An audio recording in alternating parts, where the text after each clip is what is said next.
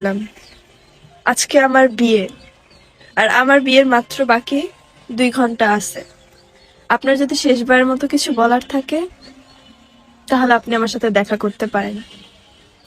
এরপর আমি আমার বিয়ের শেষ মুহূর্ত পর্যন্ত তার জন্য অপেক্ষা করেছিলাম, তবে সে আসেনি।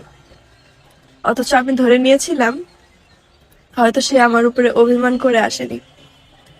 যাই হোক, এর ঠিক 2 বছর পর আমি আমার হাজবেন্ডের সাথে একটা কবরস্থানের সামনে দিয়ে যাচ্ছিলাম।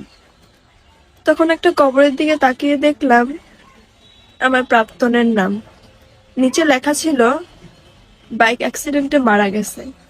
তারিখটা হচ্ছে আমার বিয়ের তারিখ। ওখানে আরো লেখা ছিল যে কোথাও তাড়াহুড়ো করে যেতে, মানে যাওয়ার টাইমে ট্রাকের সংঘর্ষণে অ্যাক্সিডেন্ট হয়। অথচ আমরা সত্যিটা না জেনে কত মানুষের উপরে অভিমান করে থাকি।